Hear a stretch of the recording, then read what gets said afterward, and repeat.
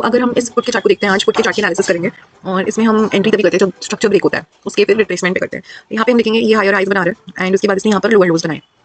तो मैं somewhere entry यहाँ पे अगर प्लान करना है मुझे, तो उसके लिए मेरे को क्या क्या चीज़ें देखनी है कि यहाँ पे मेरा स्ट्रक्चर ब्रेक हुआ है, ये वाले हाई को मेरे इस मूव में तोड़ा है और उसके बाद ये रिट्रेसमेंट आई है यहाँ पर। तो ये रिट्रेसमेंट जब 786 के जोन पे होगा तभी हम एंट्री ले सकते हैं और हम मिनिमम टारगेट अपना रखते हैं 0.236 की। बाई चांस ये रिवर्स भी हो जाता है नीचे, तो इस लो के नीचे हम 236 तक का टारगेट रखते हैं, 0.236 तक का।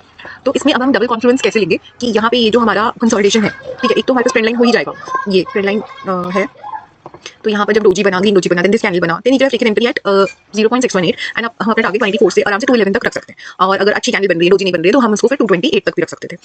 उसके बाद हमें जब डबल कॉन्फ्लुएंस लेना है यहाँ पे कंसोलिडेशन पे, तो मैं 1 मिनट टाइम फ्रेम पे जाऊँगी।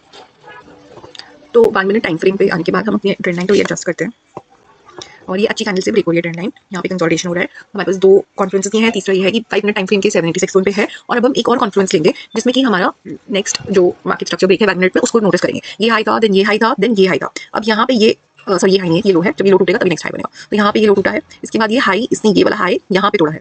तो ये हाई जब तोड़ा, उसकी रिट्रेसमेंट यहाँ पर आई है हमारे पास और फिर एक ग्रीन कैंडल बनी है। तो हम यहाँ एंटर कर सकते हैं 189 पे और अपना हम टारगेट रख सकते हैं अराउंड 211 और अगर अच्छी कैंडल्स बनती हैं तो 228।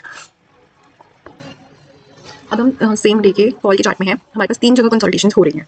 अब कंसल्टेशन में अगर हम इस वाले पर्टिकुलर मूव पे आते हैं 1 मिनट टाइम फ्रेम पे, पहला कंसल्टेशन हमारा ये था, ठीक है। इस कंसल्टेशन में जहाँ मार्केट स्ट्रक्चर ब्रेक होता है वो हमें देखना है। पहले मार्केट स्ट्रक्चर लो देखते हैं, ये है low high, then this is low, उसके बाद हाई ब्रेक यहाँ पे हुआ है, ठीक है, और लो नेक्स्ट लो ये था, इसके बाद जो हाई ब्रेक हुआ है वो ये है। तो हम यहाँ से यहाँ अपनी फिबोनाची बना लेंगे।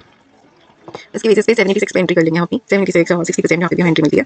और फिर हम अपना टारगेट रखेंगे बेसिकली जो भी नेक्स्ट हमारा डिमांड जोन या सप्लाई जोन होता है उस हिसाब से रख सकते हैं, या फिर निफ्टी के चार्ट को देख के रख सकते हैं। तो ये मुझे मेजर दिख रहा है यहाँ पर एक, या फिर अगर आप थोड़े कंजर्वेटिव हैं देन आप यहाँ रख सकते हैं, ठीक है। तो आप देख सकते हैं कि रिवर्सल भी समवेयर अराउंड थोड़ा सा जो होता है पुल बैक वो उन्हीं एरिया से आता है। तो अगर मैं अपनी एंट्री यहाँ रखती हूँ 76 पे या 45 का ले लो, स्टॉप लॉस मेरा इसके नीचे रहता है, 1 के नीचे, 42 के नीचे रहेगा, अराउंड 40, 38 या 1.27 लेवल आप लगा सकते हैं, उस पर रख सकते हैं। तो स्टॉप लॉस आपका रहा सपोज 40 एंड एंट्री होगी 45 पे, तो हमारा टारगेट या तो हम ये रख सकते हैं।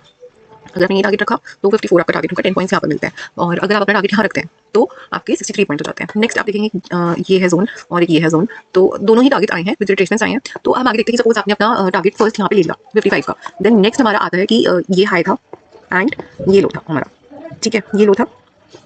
उसके बाद ये यहाँ पे हमें रिट्रेसमेंट के बाद ग्रीन कैंडल यहाँ पे दिखी, हम एंट्री करते 47 पे, 47 के बाद अगेन हमें यहाँ पे हमारा समय और भी गेट और टारगेट यहाँ से थोड़ा सा रिट्रेस करता है। फिर हम अपना बढ़ा देते हैं, ये जीरो नेक्स्ट हाई यहाँ पर है और हमारा नेक्स्ट लो यहाँ पर है। इसके अगेन हमें यहाँ पे एंट्री मिलती है क्योंकि इतनी बड़ी विक के साथ ये बनाते हैं और फिर कंसोलिडेट भी करता है यहाँ पर। तो हमें यहीं पे रहना होता है और ट्रेड में बने रहना पड़ेगा और स्टॉप लॉस 1 लेवल के नीचे ही रहेगा, कहीं 41, 40 के पास। और आप देख सकते हैं हमारा टारगेट हमारे पास काफ़ी अच्छा है, 62 तक टारगेट था हमारे पास। 62 के बाद आप का जो नेक्स्ट जोन है वो आप ये ले सकते हैं, ग्रीन कैंडल की विक है ना, तो ये टारगेट भी आया है यहाँ पर। उसके बाद दोबारा रिट्रेसमेंट आया है, देन ऊपर गया है वो रिट्रेसमेंट, आप यहाँ से चेक करेंगे अगर देखिए तो ये एक्जैक्टली 50% के पास कंसोलिडेट करके ऊपर गया है ना। तो ये हो गया हमारा और ये यहाँ पे आपको टारगेट मिलता है। इसके बाद जो नेक्स्ट जोन था वो ये वाला था, बट वो यहाँ तक नहीं आया। इसका मतलब कि यहाँ पे अब लोअर लो पे वापस रिट्रेस करें, प्रीवियस लो को तोड़ दिया है तो ट्रेंड चेंज हो गया। हम अपना कॉन्फिडेंस निफ्टी के चार्ट से भी ले सकते हैं कि निफ्टी पे ये मतलब 21st को यहाँ पर ओपन हुई थी market and then it started falling. तो हम यहाँ पे ये देख सकते हैं कि ये जब फॉल हो रहा था इसके 60% पे इसने वापस पुल बैक किया। अब ये मूव को तो हम नहीं प्रेडिक्ट कर सकते थे, कर भी सकते थे, लेकिन एक रेड कैंडल आई थी बड़ी 5 मिनट्स टाइम फ्रेम पे देखते हैं। यहाँ पे डोजीज आई थी, कंसोलिडेशन हुआ था, देन इसने रेड कैंडल्स बनाई। बट सबसे अच्छा मूव जो हम कैप्चर कर सकते हैं विद कॉन्फ्लुएंसेस कि ये मूव आया, इसका पुल बैक आया एंड देन इसने इसको कंटिन्यू किया। तो हम इस मूव को कैप्चर करना सबसे अच्छा समझ सकते हैं। या फिर इस मूव में भी अगर हम देखेंगे यहाँ पे कंसोलिडेशन हुआ था, ये इसने यहाँ पे ट्रेंड चेंज किया, ट्रेंड लाइन को ब्रेक किया, पुल बैक पे आपको अराउंड 80% के आसपास, 70 to 80% के आसपास यहाँ पे हमें एंट्री मिलती है एंड देन फिर ये ट्रेंड कंटिन्यू होता है। अगर हमें यहाँ पे एंट्री नहीं मिलती है तो हम इस वाले लो से देन हाई एंड देन यहाँ पर आपको 70-80% पे या कंसोलिडेशन में आप एंट्री ले सकते हैं। स्टॉप लॉस लो के नीचे रहता है 118 या 0.27 लेवल पे एंड देन हम अपना टारगेट रख सकते हैं अराउंड 0.27 या 0.68, जो भी इसका फिबोनाची लेवल आपको बेटर लगता है, आपको लगता है कि जिससे भी ज़्यादा आपके टारगेट्स आते हैं। तो यहाँ पे तो ऑल उसने पूरा मार्केट स्ट्रक्चर 1 पे आपकी कंप्लीट कर दिया है। यहाँ पे जो अचीवेबल टारगेट्स होते हैं वो 0.27 या 0.618 हम रख सकते हैं। तो आई होप आप लोग मेरी एनालिसिस अच्छी लग रही है and I will keep uploading my daily analysis for options chart. दोनों साइड का आई ट्राई, अगर दोनों साइड में मूव्स आते हैं तो कि कहाँ कहाँ हम एंट्री कर सकते हैं। एंड ये मेरे लिए भी एक लर्निंग वीडियो है खुद के लिए एंड आई होप कि ये किसी और को भी हेल्प कर पाए।